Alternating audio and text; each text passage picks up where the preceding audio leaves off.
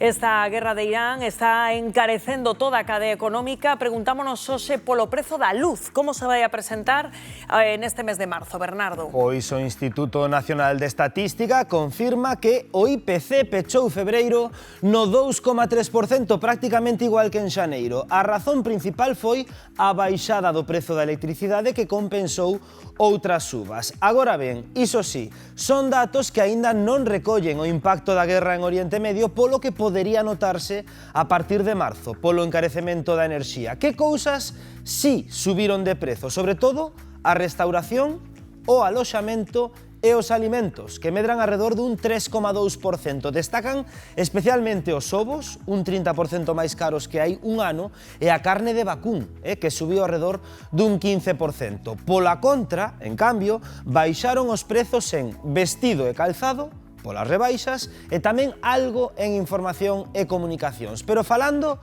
de electricidade, hoxe, 16 de marzo, luns, o prezo medio da luz rolda os 35 euros por megawatt hora. Vexan o gráfico da aplicación de Rados como a partir das 5 desta tarde empeza a subir, alcanzando o seu pico de 8 do serán a 9 da noite. Dato a ter en conta a hora de poñer a lavadora ou o lavalouzas, por exemplo, pero que ocorre coas persoas electrodependentes, esas persoas que viven conectadas a algún tipo de dispositivo durante todo o día? Pois ben, imos coñecer a Manuel, de Boqueixón. Padece ela e é consciente que ante a factura da luz que lle espera, nada pode facer, Belén. Pois sí, non pode facer nada porque a súa saúde vai nisto. El durante o seu día a día ten que estar conectado a distintos dispositivos electrónicos. Manuel, que tal? Bo día. Vostede, sin estes dispositivos, non podería vivir. Pois non. Polo menos non podería nin dormir. Entonces teño o respirador para dormir, o tosedor para sacar as flemas e o sillón para a comodidade miña. E o respirador está funcionando, entón, está conectado toda a noite, 8 ou 9 horas ao día? Está conectado como mínimo de 8 a 10 horas, o tempo que estou na cama. E a súa cama como é? Tamén eléctrica? Sí, é eléctrica, é basculante, o colchón igual, é eléctrico, para a comodidade miña. Este sofá que vostede pasa aquí durante o día moitas horas vendo o televisor aquí no salón, tamén eléctrico? Sí, tamén é eléctrico. E paso aquí 12 horas. Aquí é 12 na cama. E a parte de todos estes dispositivos que axudan coa súa saúde, co seu benestar, tamén dous deshumidificadores. Sí.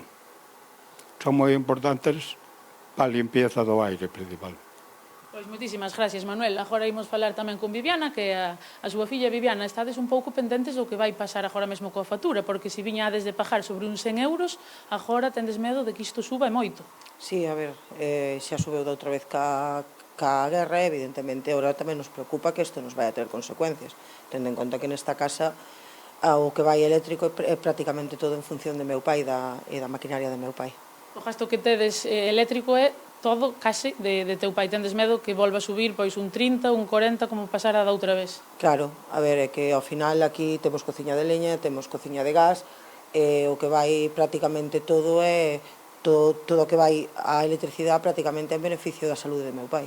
E iso está claro que non se pode cortar? Non, iso é imposible cortalo.